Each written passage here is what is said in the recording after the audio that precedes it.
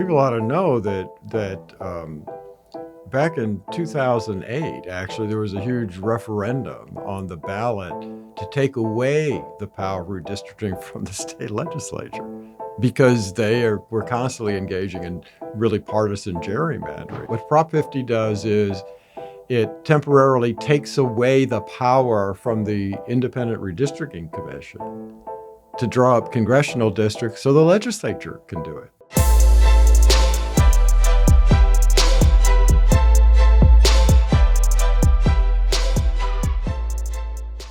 Thank you so much for tuning into the Signal Sitdown, but before we get to the interview, we'd love it if you'd hit that like and subscribe button on YouTube, Spotify, or wherever you may be joining us.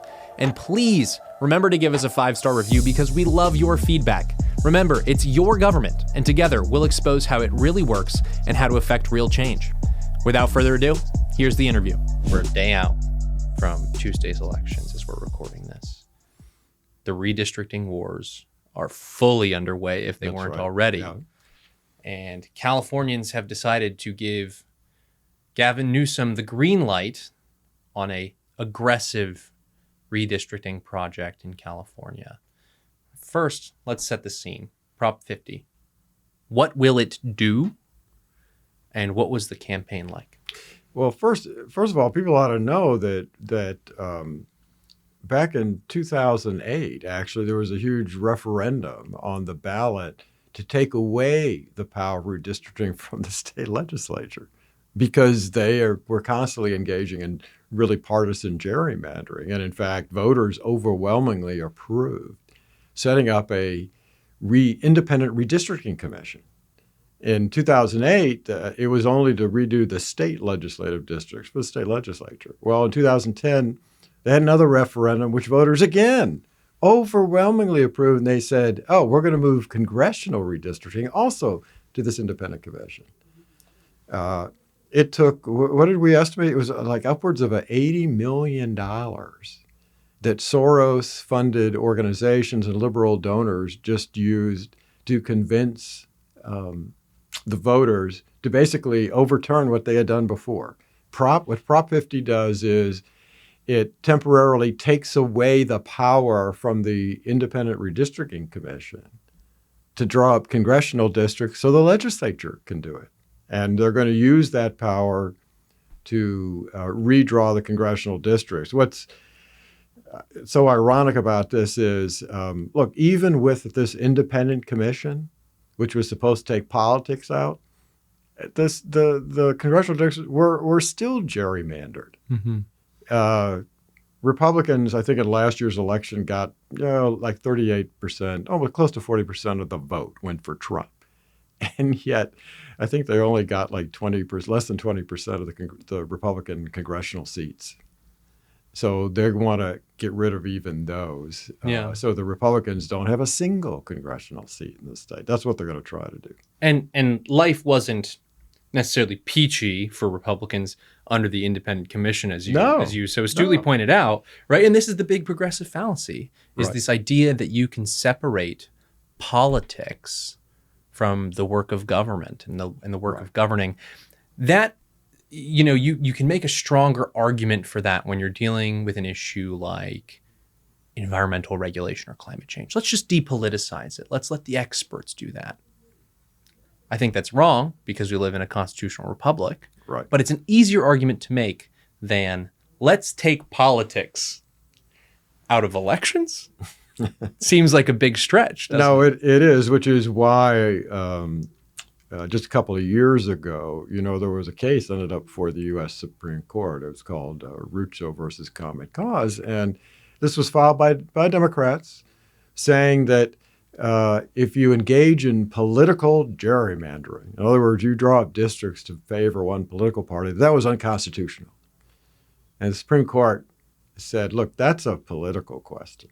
Mm-hmm. That's not something that courts are equipped to deal with or to decide, because if courts got into it, it's like, well, how much politics is too much and how little is okay? And so the federal courts, at least because of that decision, are not going to take up any kind of partisan redistricting cases, particularly because, how do you take politics out of that. That's been going on since we were a country, and in fact, it went on during colonial times too. Mm-hmm. And that's another thing here, right? A lot of people are decrying the politicization of the justice system and the judiciary, and this has been a tension that conservatives have constantly had to deal with. Not only conservatives, everybody in American politics has constantly had to deal with that. And when we say, or when the courts say that this is a political question, what they're really talking about is this is a legislative question. This is a legislature question. Right. And part of the reason that the independent commissions came about in California, as I understand them, because I was very young growing up in California at the time, was that the California legislature, Sacramento, had been so corrupt that there was a broad agreement or acknowledgement that it was too corrupt of a system to take things into their hands politically, and so we need to remove that for a period of time from these corrupt politicians. No, that's right. That's why Sacramento two-thirds of the voters in the state approved that referendum to set up that independent commission. But as you said, even conservatives, right, who aren't inclined to go along with any of this, but they did it out of a political necessity too, right? Right. Yeah. Right. The other thing about Prop 50 that has been so surprising to me is it just flies so directly in the face of demographic and voting trends in the United States right now. As you know, and maybe you can speak on this first, redistricting between the censuses is not an uncommon thing for a lot of states to do. No, that's right. I mean, we only have a census every 10 years, and most states just do it right after the census. Because why? Well, it's always such a huge political and court fight over whatever kind of plan. So normally they only do it once every 10 years, but there have been many occasions when states have done it more frequently than once every 10 years, particularly because, as you know, we're like the most mobile population of any of the Western democracies, and people move. You know, everybody was criticizing Texas recently because they redistricted. Since the 2020 census, they've had over 2 million new residents moved to the state, which meant that their plans were totally lopsided because of all these new populations running in. I actually think states ought to redistrict more often than every 10 years, because that, I think, would be fairer. Mm-hmm. And so many of those people coming from California, right? The census is done during COVID. Of course, there's all sorts of, please speak to this. There's all sorts of problems with the census too. It totally corrupts representation because we include illegal immigrants. Well, it's not just that, but the Census Bureau issued a very embarrassing report in 2022 in which they said, we made some big mistakes in the census. We lost count. Listen, if anyone's counting to 330 million, I understand, but... Right. No, they seriously, the report is very interesting. They seriously overcounted 8 states, places like New York. They undercounted 6 states. Now, almost all the states they overcounted, I think maybe with the exception of one, were blue states. All the states they undercounted, I think with the exception of one, were red states. And 2 of the states that they seriously undercounted the populations were Texas and Florida. And in fact, the mistakes were so big. Remember, because what's the main purpose of the census? Apportionment, right? Mm-hmm. What happens is after the Census Bureau takes the total population of the U.S., divides it by the population of each state, and then says, here's how many members of the U.S. House you have. The undercount in Florida and Texas was so big that Florida got cheated out of 2 additional congressional seats it should have gotten. And Texas got cheated out of 1 additional congressional seat it should have gotten. And a number of the states blue states that were overcounted, retained and kept seats in the U.S. House they should have lost. The result of all of this, put it all together, is that if Census hadn't made those errors, Donald Trump would have gotten even more votes in the Electoral College count. Because remember, the number of members of the House you have also tell you how many Electoral College votes you have. Right. And Mike Johnson might not be losing so much sleep. Right. That's the other part of the equation. Right. Yeah, because he would have a little bit more comfortable of a margin. Yeah, he would. But I mentioned all these people coming to Texas, leaving California, right? Yeah. And I think there's a big sign on all the interstates saying, "Will the last person leaving California please turn off the light?" Although actually, given how don't worry, the power will go out on its own. Well, right, exactly, because their energy policies are so bad. Yeah, they'll probably go out on their own. Yeah, I remember when I was a student of UC Berkeley, Wait, you went to UC Berkeley and you survived that? Yeah. Oh yeah. I didn't realize that. Yeah, so that's actually how I got my start in journalism, was being a conservative on UC Berkeley's campus and covering things on the ground there, being involved in the Republican Club there. And so then I graduated a loudmouth conservative with no marketable skills. And so I found myself in journalism, as so many of us do. But we were sitting there at UC Berkeley and all these fires are happening around Northern California. And, we would have school canceled because the air quality was so bad. And, I had a few funny old school style fraternity brothers who would go outside on the porch and smoke cigarettes and say, "We're just doing our part to make sure that we don't have to go back to school tomorrow, Bradley. Don't worry about it." And that's how bad things were. And the reason that those fires happened is because we were operating an electrical grid in the Bay Area that hadn't really been modernized since the 19-teens or the 1920s. Right. And you add that to poor forestry management in the name of climate alarmism, and you get disaster after disaster. And so this is a long way of saying the demographic and voting patterns in California have changed drastically over the last 5 years, as they've changed in Texas over the last 5 years. In 2020, Biden carried that state by 30 points. And in 2024, Kamala Harris carried only by 20. That's a 10-point shift towards Republicans. Right. But what Gavin Newsom is trying to do is say, screw you, voter. I don't care what the trend is. I'm going to make sure that we redraw these maps to gain at least 5 extra Democratic seats, which is absurd to me. Well, it's also, it's the heights of what you would consider to be anti-democratic action, because they're trying to deny representation to voters in California, in this case, a very large minority of voters and a growing minority of voters, and that's a real problem. Yeah. Other places that this fight is underway is in Texas. Mm-hmm. I believe Texas, please correct me if I'm wrong, I believe Texas's map is secured, like it's happening. Yeah. They're going to try to gain 5 seats in Texas. Of course, Texas redistricting is what encouraged Gavin Newsom to push for California Prop 50. Right. I think that was a power play that was going to happen regardless of whether or not Texas started redistricting, but that's what the governor of California says. There are many different systems by which state governments go about creating their legislative maps on the state level and on the congressional level. Texas is a case, unlike California, where there's no independent commission. Right.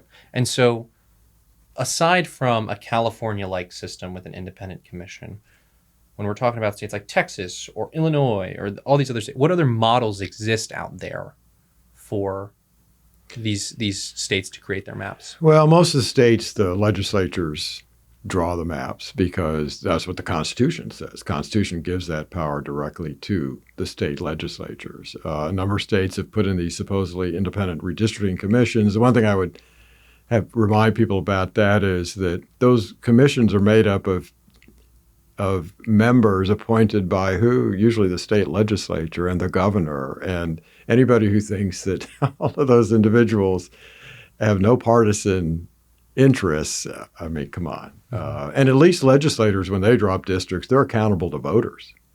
It may be tough to get them out of office, but that's a possibility. You can't do that with members of a commission.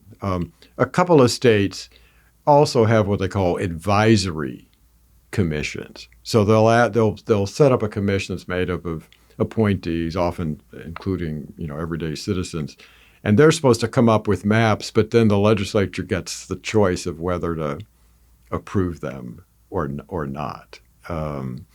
So that's the system there. One of the biggest problems, I think, in this area is that all this redistricting is being based on federal census data, which is total population. And that means it includes something that you mentioned before, which is aliens who are in the country, both legally and illegally. And we have now such a large population of non-citizens that it distorts political representation. And in fact, one of the things I think states ought to do, Heritage has recommended this, is that actually in the first 100 years of our history, about 3/4 of the states did their own census. It's just they all got kind of got lazy and said, well, we're just going to rely on the federal census. Well, what do we know about the federal census? One, they made huge mistakes in the last census. Second, they're including total population, which includes aliens. And one of the things that I think states ought to seriously consider is start doing their own state censuses. Why? Because they can ask a citizenship question. And then when they do redistricting, they can use citizen population rather than total population. So tell us a little bit about that system where states were doing censuses. Obviously, this is a long time ago now. That's right. Which means that gathering the data is more difficult. But were they more accurate? What were the results of these state censuses compared to the federal system? There's a whole page about states and the censuses they conducted. There's, I think, at least one state I know still does that, Massachusetts.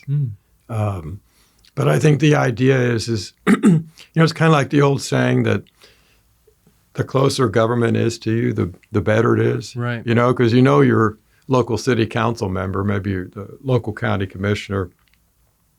You don't know the folks who represent you in Washington. And I think the idea here is that I think actually states could do a better job because they can get local counties and jurisdictions, cities and towns involved in this. And I think they could actually do a better job. And in any event, they can ask questions like, are you a citizen of the United States? And then, use that data for the many reasons they can use it. One thing that you mentioned is that the court is hesitant to weigh in on some of these questions regarding gerrymandering and maps, and for good reason, because we want to leave that to a large part to the political process, to the legislative process. Right. Nevertheless, there's almost been 100 different challenges to these maps on the court level. Right. Whether that's 100 different challenges since the 2020 election, right? So we're talking about a 5-year period of time, very high number.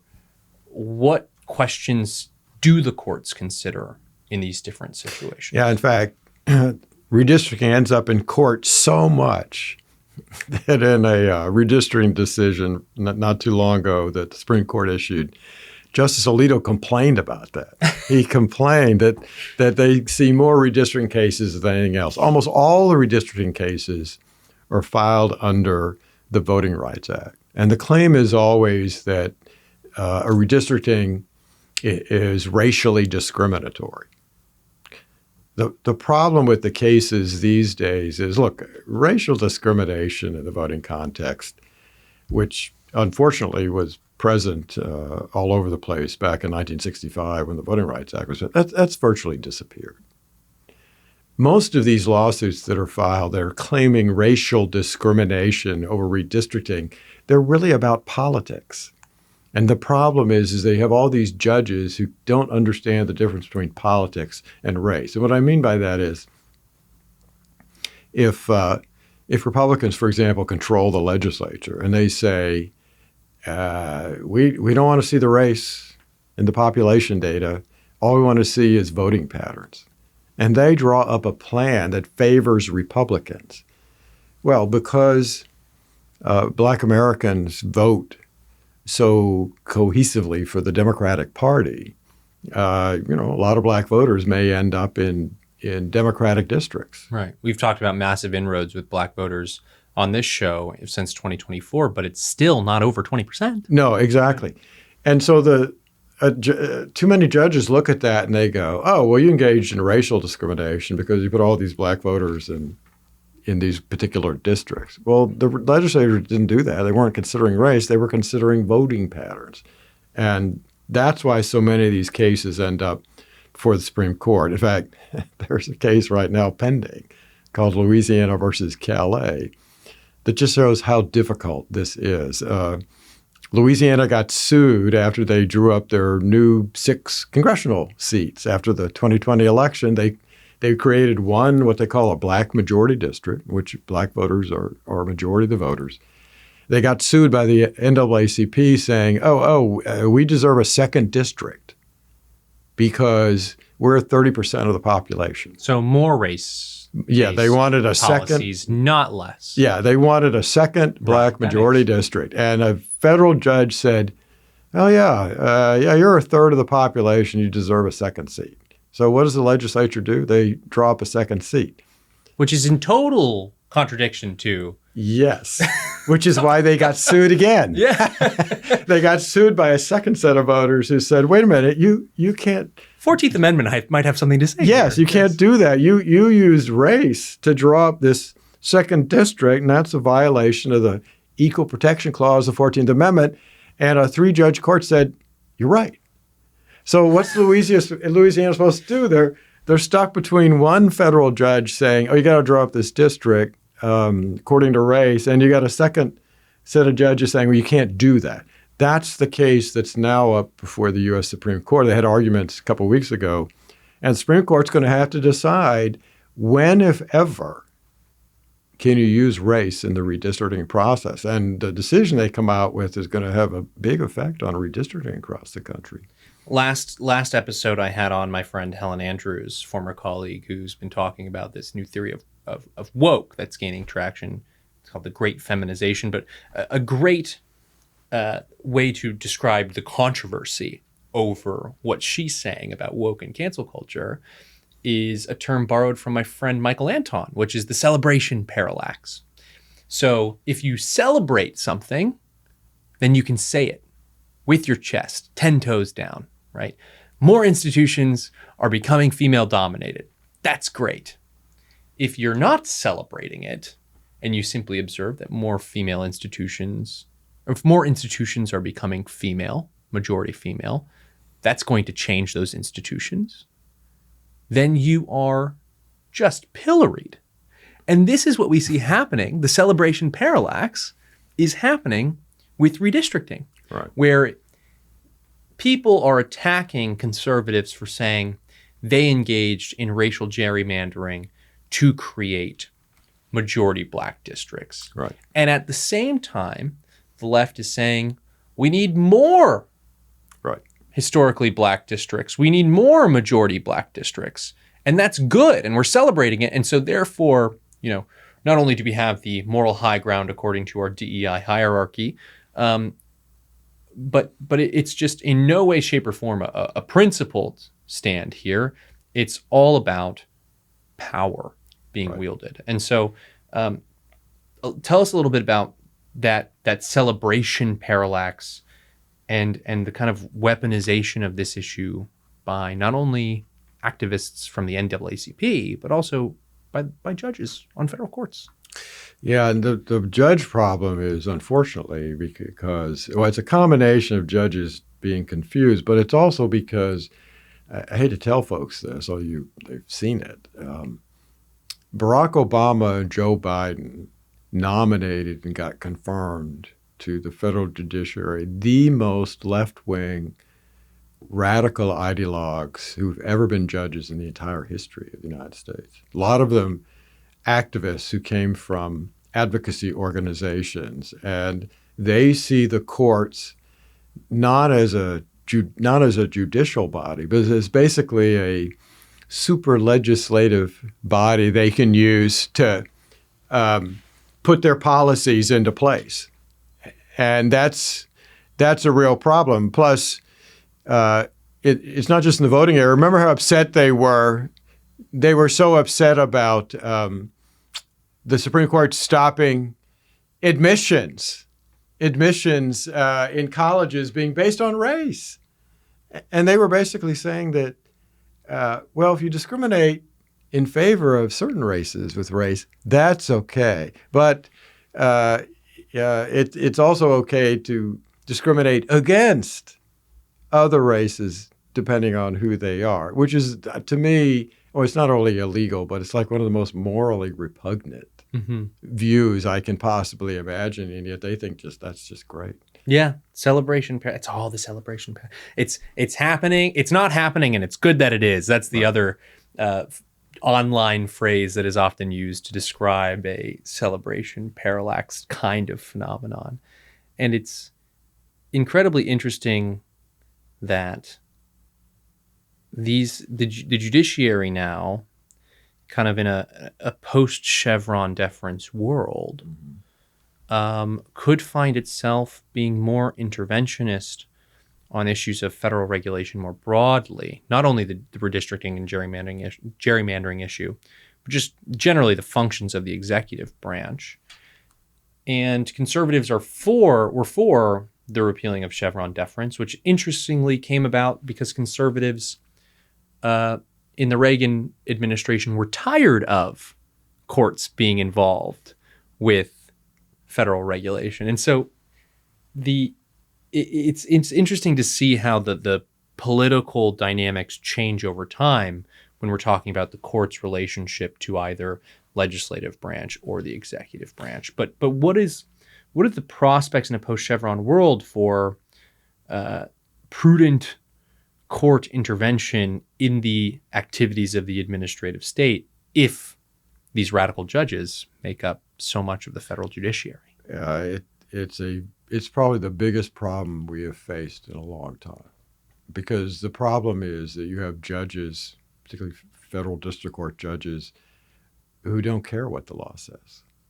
They are willing to disobey federal law, twist federal law, because of the power that they have in a courtroom. Can I give you a quick example of this? Please. I mean, this just shows how bad the situation is right now.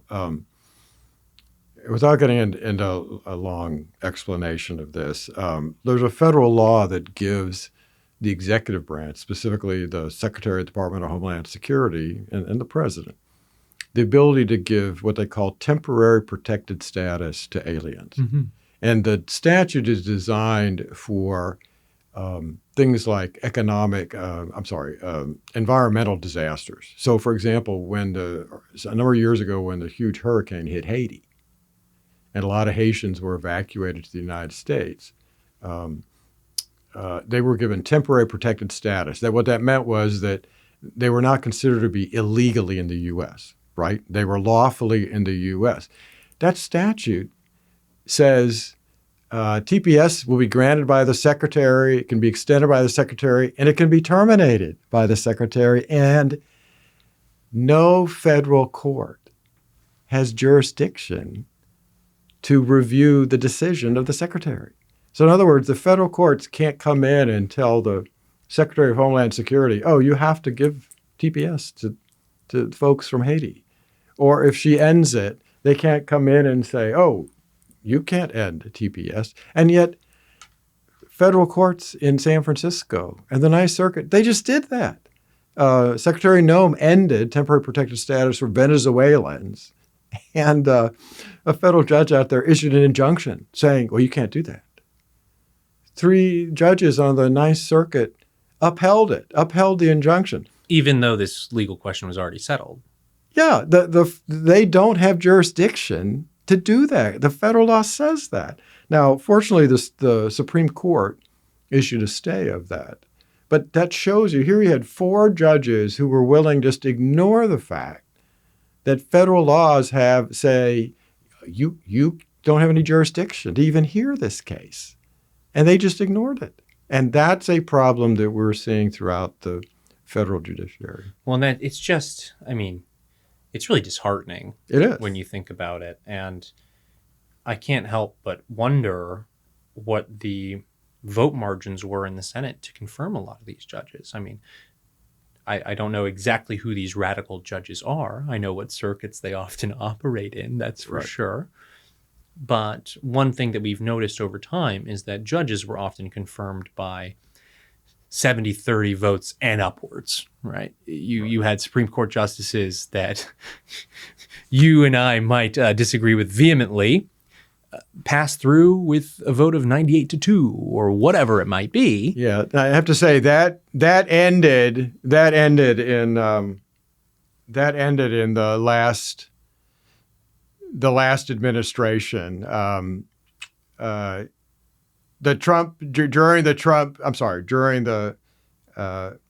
During the Biden administration, Republicans really put up big votes to stop that.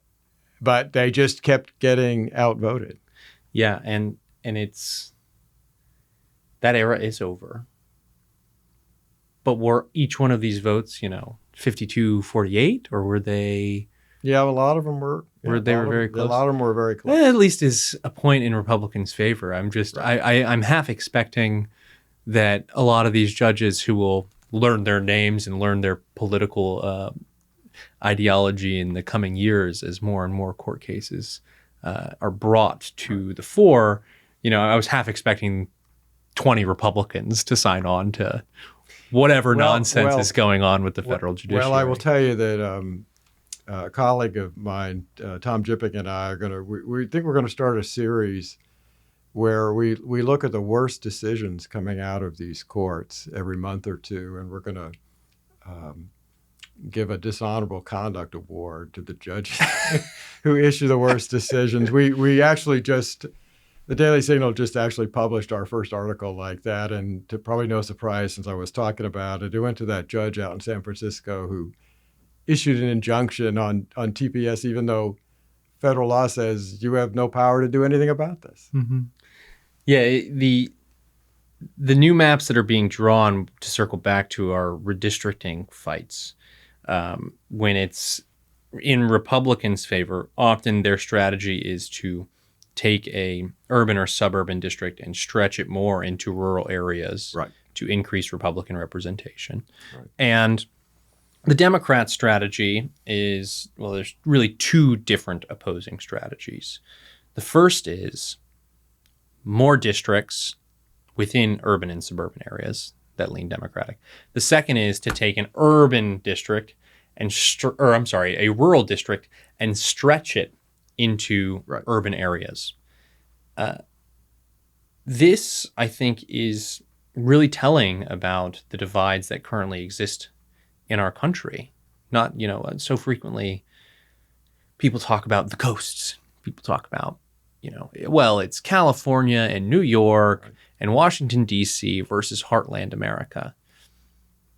That's true to a certain extent, but each one of these states are dealing with that dynamic internally as well. It feels like there's this growing divide between rural American life, rural Americans, and urban and suburban Americans. Like, I was on, I really enjoyed it, actually. I had a good conversation and I appreciated my co-panelist, but I was on CNN the other week, and just in the green room, I mean, my liberal co-panelists just feel like they spoke an entirely different language to what I speak on my in my day-to-day life.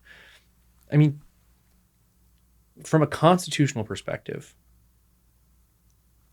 how do we grapple with this growing cultural and economic divide between rural and urban Americans? I don't know the answer to that. I wish I did, but it's deepening, is what it is. And by the way, what's interesting about that is that's the biggest problem. The biggest problem Democrats have in the redistricting area is a geographic problem. Their voters are concentrated in big urban cities. The rest of the states, usually often the rural areas, are conservative. So the only way they can increase the number of districts they have is to draw up these twisted, bizarre districts that stretch from, these cities where their strongholds are, divide up that city and then stretch out in all directions like spiders trying to grab other small urban areas, and that's a geographic problem that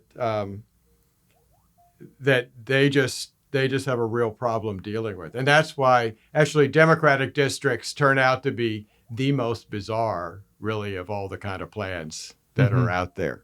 Well, and so much of the disease that we see infecting the politics that lead to these spider web districts, that lead to these crazy court rulings, is the lawyers. No offense, my friend. Well, no, might have a little too Right. much power in this country. And the training and the education of a lawyer might be very different today than it was 50 years ago, than it was 100 years ago, than it was when Lincoln was a lawyer. No, that's absolutely true.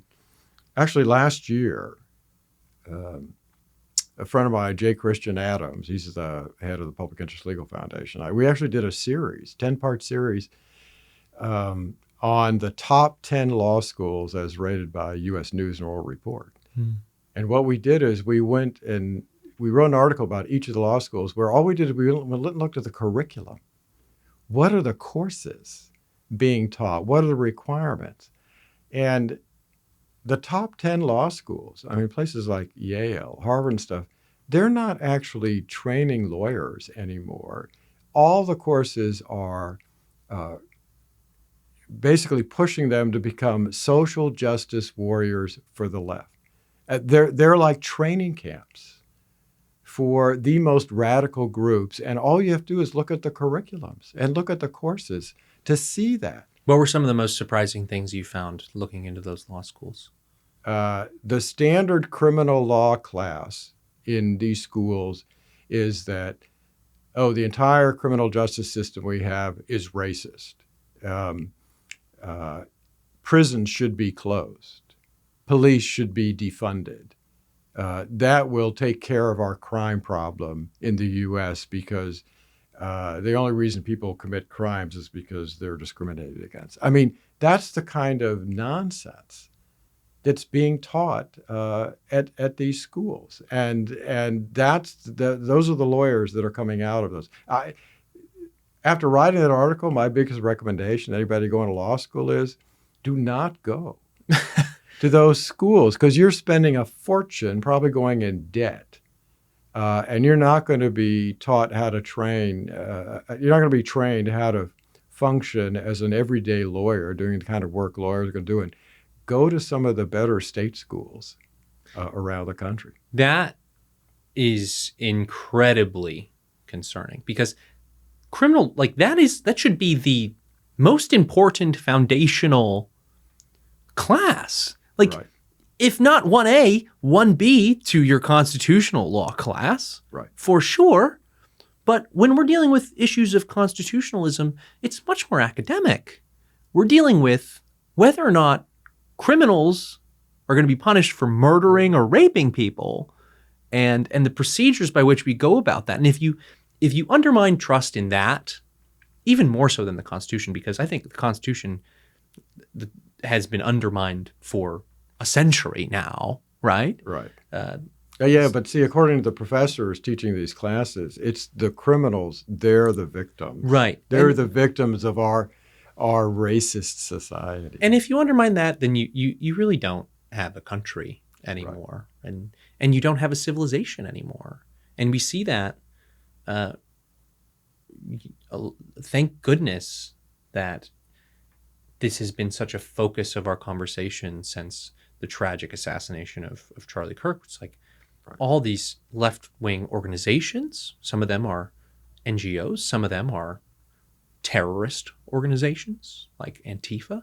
Some of them are figures within the left-wing coalition like George Soros, right? Like this all seems like such a coordinated attack on that core precept of Western civilization, which is you are going to be held accountable for your criminal behavior.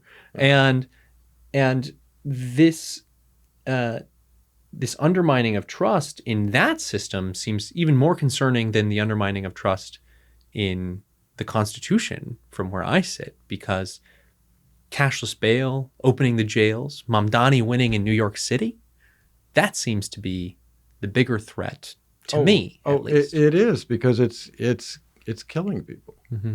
You know, when you have a no cash bail system, for example, which is what all these liberal professors and others push, is that means these violent criminals who are arrested and charged are immediately let back out on the street where they can commit more crimes. And you know what's just terrible about this is, look, where do we have the highest crime rates? It's in poor urban neighborhoods.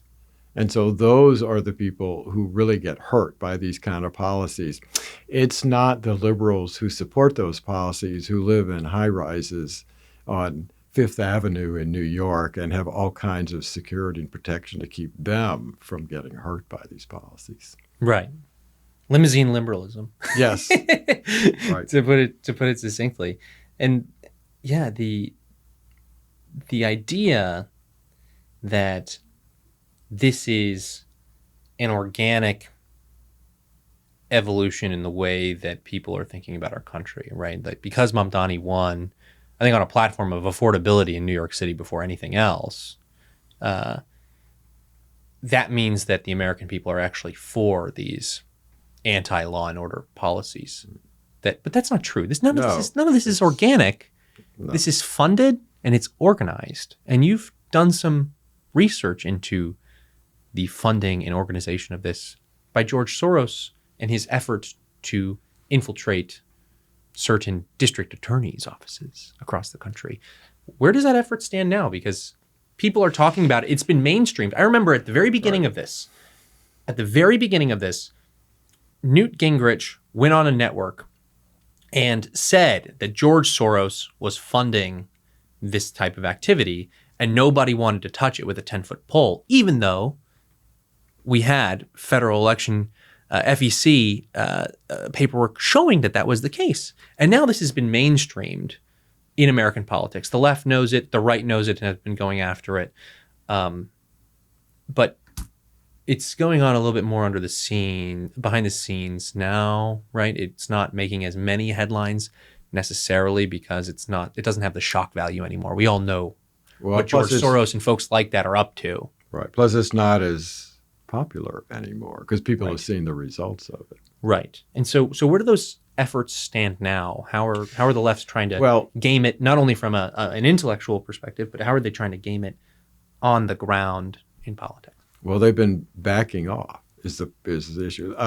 Look, two of my colleagues wrote a great book about this, Cully Stimson and Zach Smith. It's an entire book about rogue prosecutors and the funding by George Soros and others. And they have a chapter on the bad prosecutors elected in all these major liberal cities, places like San Francisco, Chicago, Boston.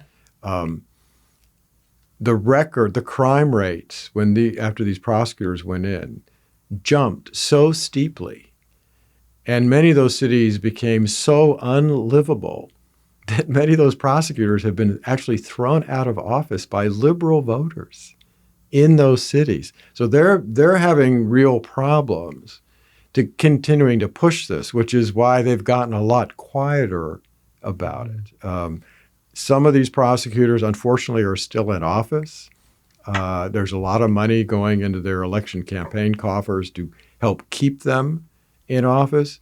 But because voters have now seen the results of these kind of policies, empty the prisons, light sentences, don't keep people in jail.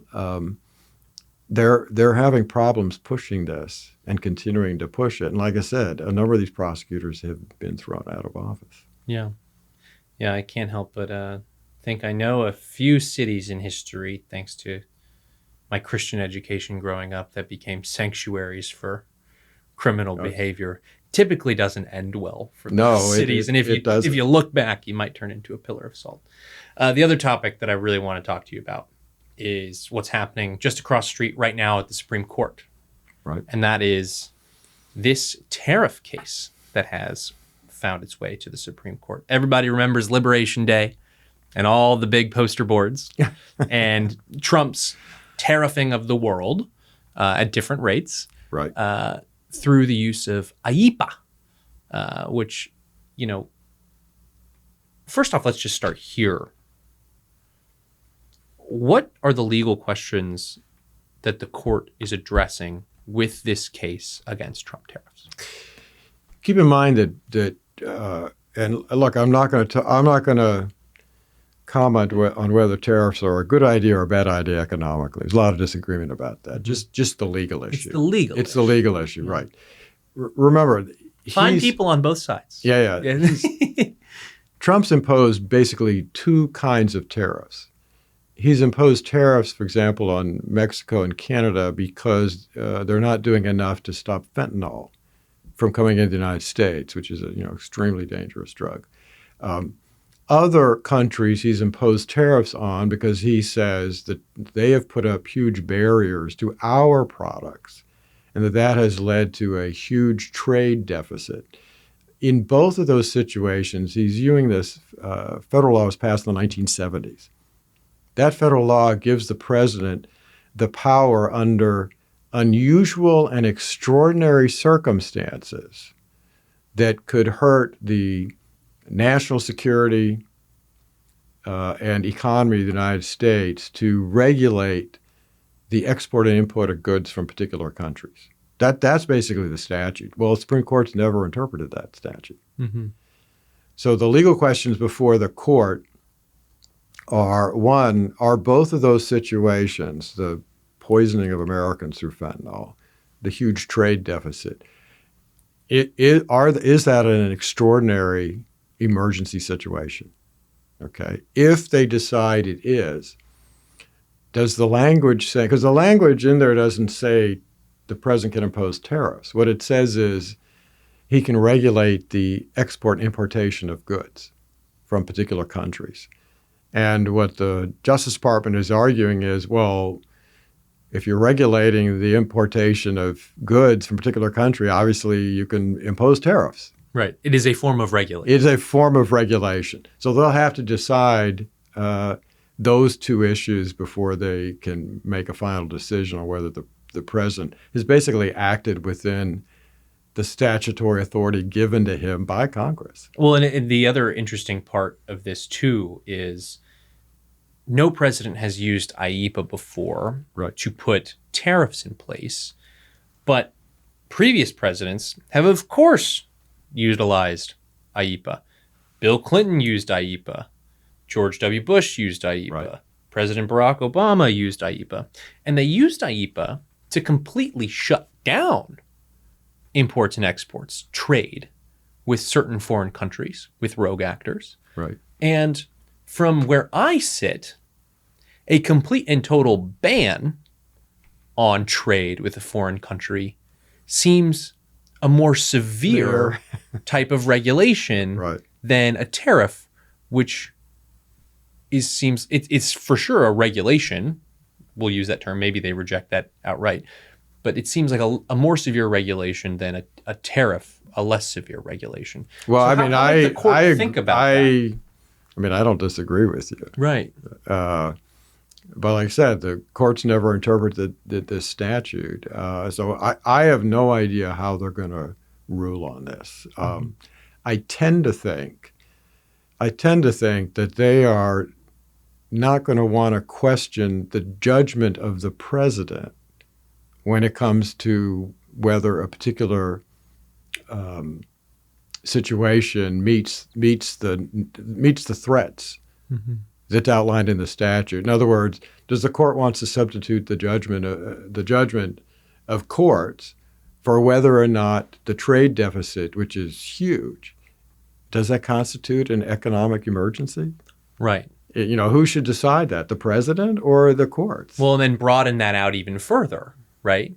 All of a sudden, the president's authority to declare different types of national emergencies now reside with the courts, which right. then appears like the president has delegated that power to the courts, which goes against the non-delegation clause. Doctrine. No, that's a whole nother couple hours of discussion. Exactly. But right. this is the complex web that we're dealing with here. It's not just about tariffs and the economy. Actually, what this is about at its core is the nature of our constitutional order. And that's, I think, why we've been talking about the relationship between the judiciary and the president when it comes to redistricting, or the relationship between the president and the legislature, or the legislature and the judiciary, right? Every single one of these spokes in the wheel come back to the center, which is our Constitution. And I think as we look at the way that the Constitution has developed over time, how they rule on this might ask further questions about non-delegation from the legislature to the president on the issue of tariffs, because people don't know this about the history of the Republican Party. Of course, what was the first major issue of the Republican Party? Slavery. Right. 130%. That's absolutely true. Right. Abraham Lincoln was the first Republican president elected right. in the United States. The second issue, and the issue that dominated the next 40 years of the Republican Party's politics, was the general tariff. One of the things that I love, or the general tariff and the tariff schedule. And one of the things that I love to do personally is go to the Smithsonian American History Museum and go to their election exhibit. They have campaign merch. Was there an effigy of me there? Since I do election stuff? Yeah, but there's all of this campaign merch from, the mid-19th century to today, basically. And one of the funny political cartoons in the late 19th century that they have on display there is that Democrat free trade leads to poverty and malnourishment for children. Republican protectionism results in prosperity and strong families. And that really captures what the Republican Party was about back in the day. And that was when the legislature was really involved in the tariff schedule, right? They would literally go through every single good that was coming into the country, do some napkin math. No, I'm just kidding. They do a little bit more serious math than that, but they did not have Excel or anything like that, and come up with a duty there. And over time, as Congress has done with a bunch of different powers, ceded that ground to the executive in various forms. And so maybe the answer is that Republicans in Congress, not just Republicans in Congress, everybody in Congress as an institution needs to take back that power, up the mantle of legislating.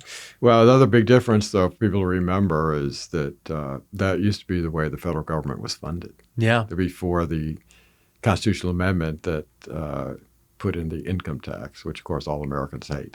Right. Do we have tariffs funding our government or income tax? That'd be actually a funny poll to do with Republican voters. Which one do they favor more? Yeah. Right. But yeah, this IEPA question, this question of tariffs, when we think about the power of executive now, the power of the executive now, there's a lot of weeping and gnashing of teeth about President Trump's zeal to use that presidential authority. And conservatives, as I've said before, find people on both sides of the extent to which the executive is, the executive himself has power. Right. How do you think in this era of Trump, conservatives should be thinking about constitutional questions of executive power and the executive office itself? Well, I think the biggest problem is one that's now up before the Supreme Court in another case. Look, the president is constitutionally the head of the executive branch. And yet, in the past 100 years, what has Congress been doing? They've been creating all these so-called independent federal agencies. And I mean, there's so many of them, I can't recite them all. The Securities and Exchange Commission, the Federal Trade Commission. But each time that Congress creates a commission like that, commissions that have executive branch powers. You know, they can come after you and sue you. They can enforce their regulations against you. That's an executive branch power. Yet with every one of those agencies, Congress has restricted the ability of the president to fire the people who head those agencies. What does that mean? It means there are huge parts of the executive branch over which the president has no power, no supervisory power. I don't think that's the way things should be, because that means those administrative agencies are basically unaccountable to voters. And the whole point of having a president, whether you like him or not, whether he's the president you voted for or not, is the presidents are accountable to voters. And these executive agencies aren't. And there's a case right now before the Supreme Court because the president fired the heads of a number of these agencies, including one of the commissioners on the Federal Trade Commission. And she sued him, as have others, saying, well, you can't fire me, even though she's a Biden appointee. And the Supreme Court has taken that case. And I suspect the Supreme Court's going to overturn an old precedent and say that all these restrictions that Congress has put in that doesn't allow the president to basically supervise these independent agencies are unconstitutional. And I think that's the way it should be. Liberals just hate that right now because Donald Trump is president. But if the Supreme Court makes that decision, it won't just be for Donald Trump. It'll be for all future presidents. Well, and it was also a concern of FDR's. Yes, FDR that is right. Felt like the early form of the administrative state, right? That was still relatively small to what we have today, very small compared to what we had today. Right. Was getting away from him. And that, I think, is what you just articulated is so dark in a way because, the president doesn't have the authority to fire this person. What gives him the authority to do that? When they're talking about the president's authority, what they're actually talking about is your authority. Because the president is vested, as we know from Article 2 of the Constitution, with the authority of the people. And it's as simple as that. Do you have a complete apparatus of people that are completely insulated from the complaints and the wishes of the American people? Or do you not?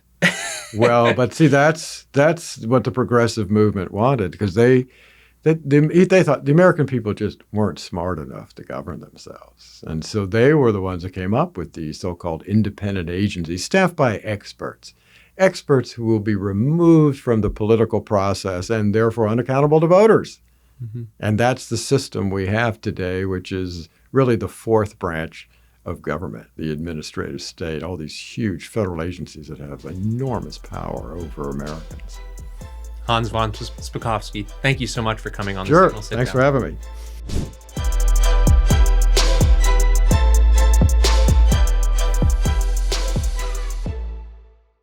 Thank you so much for tuning into the Signal Sitdown. Before you go, be sure to hit like and subscribe on YouTube, Spotify, or wherever you may be joining us. And please remember to give us a 5-star review. We not only love your feedback, but it really does help the show. Remember, it's your government, and together we'll expose how it really works. See you next time.